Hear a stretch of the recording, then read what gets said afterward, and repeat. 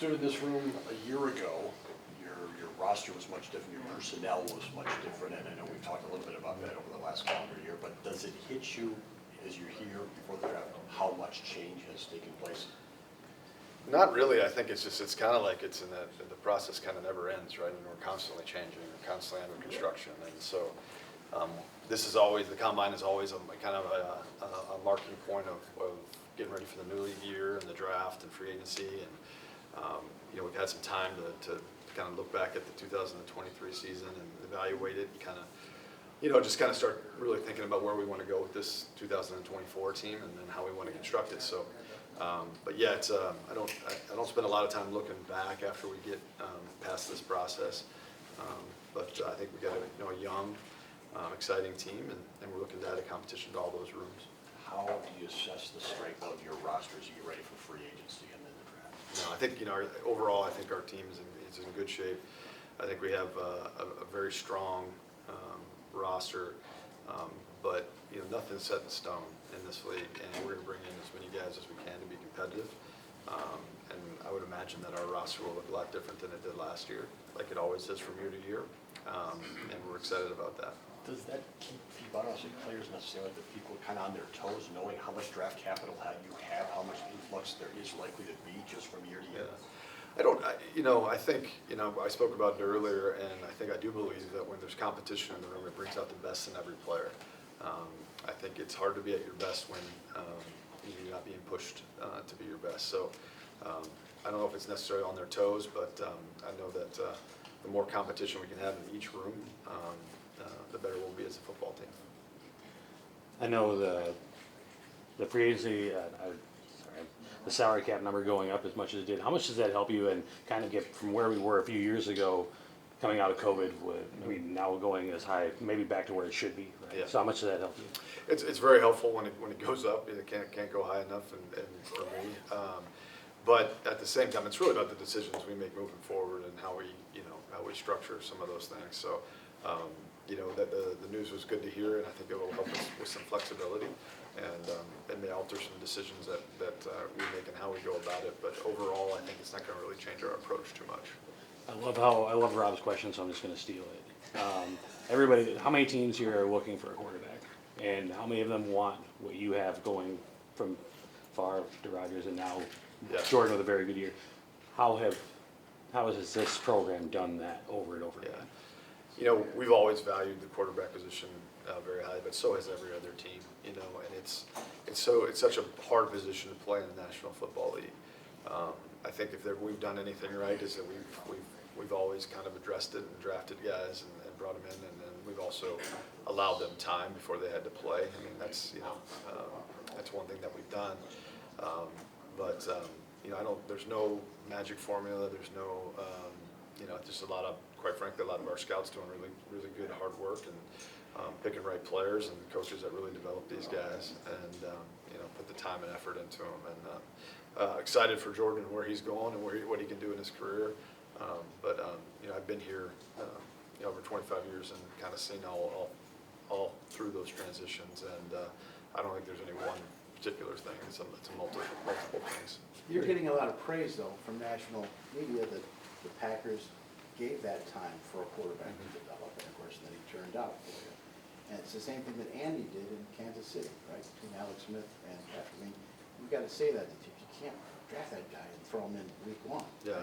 And the one thing we have had, and so did Kansas City, is they had a really good quarterback in-house that our player could come in and learn from, and that's unique. That doesn't happen a lot. So, I mean, again, I think it's exceptionally important position, as everyone knows, and sometimes you have to make some short-term sacrifices for a long-term gain, and I know we've always believed in that. Brian, how do you feel about the safeties class in the draft? And if you feel like it's a little sparse, does that mean you'll have to be more aggressive in free agency to address that position? I think it's a good college safety class. Again, we're still getting to know these guys a little bit. This week's a big part of that. But no, we'll address it in any way we can to improve that group. We have some young players coming back we're excited about.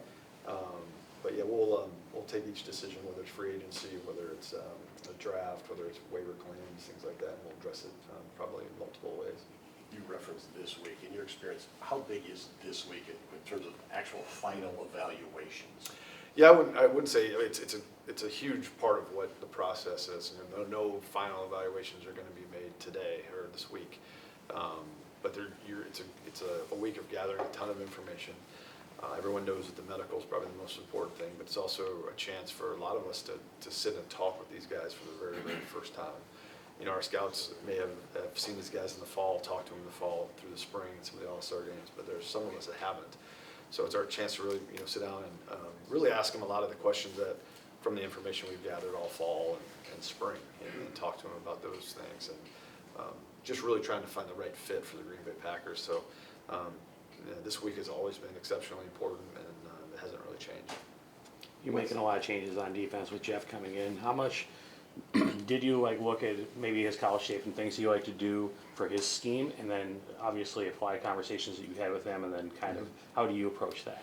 Yeah, not really looking at any of the college tape of what he's done at Boston College. It was more just the conversations about what he saw on our roster and where he wanted to take it, and those will continue on. As he gets to know our players better and better, I'm sure a lot of his thoughts are going to evolve, and especially once he gets his hands on him and has a chance to be with them and work with them. From my end of it, it's just really a supportive role, and making sure that we have everything we need to play the way that we want to play. So the coaches aren't here this year again. I mean, talk about that decision. Mm-hmm. And can those guys dip in with a Zoom call during an interview this week? Not this week. We don't have any cameras in our interview rooms or anything like that. I think the one thing that COVID taught us with the Zoom was that how much more quality time that we can spend with the player doing it that way than the 15 minutes sometimes you get here. So I think as you've seen a lot of staffs around the National Football League kind of go to this model where the coaches are maximizing their time, I think, in the best way possible. They're still going to be heavily involved with getting to know these guys and helping us with the decisions that we need to make. But particularly with the new defensive staff and some of the things we're going through, I think Matt just thought maximizing his time back in Green Bay was going to be the most important thing. So those 30-player interviews you get, 45. 45? Are you talking about the ones in Green Bay or the ones? The ones that are coming up then, Yeah. between the draft. Oh, gotcha, the 30. That's Gotcha. a key change, right?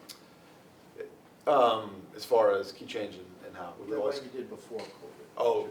Coaches always coming out here for interviews. Yeah, so we've always had the 30 visits where you can bring a guy in, and those are really, really important for a number of reasons. Everybody attacks it a little bit different. Ted loved to bring in the undrafted guys that the guys that were not at the combine to get medicals on them, and that's part of it. But I also think it's we usually kind of use that for guys that maybe we just have some final questions that we're going to need more time to spend with them and get to know them just a little bit better. So. The 30 visits, and you wish you could have more. That would be great, but they're important. It's tough on the players, particularly guys that might have to go to 15, 16, 17 teams. That's a tough stretch there for them right before rookie minicamp. So it's hard on them, but at the same time, it's really important for us to get to know the guy. Do you miss any of the intimacy of maybe the combine the way it used to be when you kind of started out? You have more media demands now, and there's more attention on all this stuff, and it's different. You're so far away from the guys in the stadium. A little, but I think Jeff Foster does an amazing job, and we're so much more organized now than we were when I first started. There was a time in the Crown Plaza, there was no scheduled interviews. It was just a free-for-all as far as trying to grab guys. It was an interesting introduction, and but the way this is structured now, and the way Jeff has it going, it's just so much more organized, and they do an excellent job. It's just, but there's part of it, just you have reminiscing last night a little bit of some things, and it was certainly much more under the radar than it is now. Brian, with Aaron Jones, he obviously took, I think it was a $5 million pay cut last year. Would it just make you feel too guilty if you asked him to take another pay cut this year, or you just bring him back as is? I think, we're working through all those contracts. That's part of this. We just got the cap numbers, so now we're kind of looking at all those things and how it fits and what's going to be best for our football team. But those are always hard decisions. Is good? Thanks, guys.